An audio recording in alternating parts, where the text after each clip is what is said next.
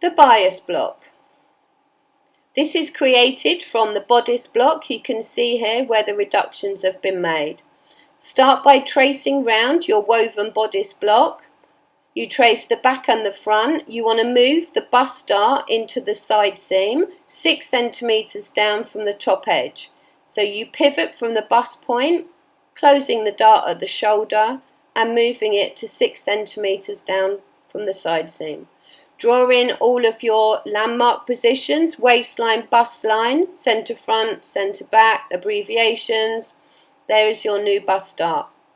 You now need to remove the ease of movement. 4-2-4, bust, waist, hip. Remove that out of the side seam because the bias block is net to the body, the same actual measurements. You now need to move the waist dart into the side seam. You don't have to remove it all for a slightly looser fit. This example shows removing the waist dart completely. At the bust dart position in the side seam, make sure that your seams align each side of the dart as you reduce the waist dart out. Draw in your bias grain line, which is 45 degrees.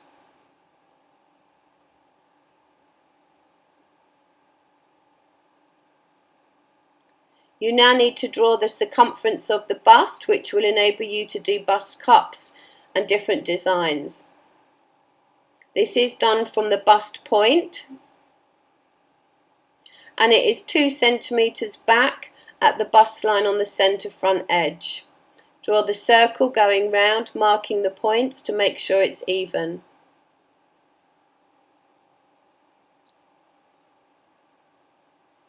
This is your bust circumference. The finished bias cut block. For cutting out, make sure you cut on the perfect 45-degree angle, including the binding for the neckline and straps. You first sew at 0.5 centimeters French seam, and then you trim it to 2 millimeters. You turn it and you stitch a second time on the inside. This is the finished very narrow seam. For the hem, double turn 0.5 centimeters. For the binding, -1 centimeter for every 10 and pin it on to the body carefully. You stitch at 0.5, you trim to 0.2, fold and stitch again 1 millimeter from the edge. For the armhole, you need to continue the binding into the strap, stitching the binding together. You then use a rouleau turner and you push the binding strap into the rouleau turner to turn it inside out. This gives you a very narrow strap finish. Now you can see the finished dress. Pin where you would put your back straps and then attach the back straps to the dress.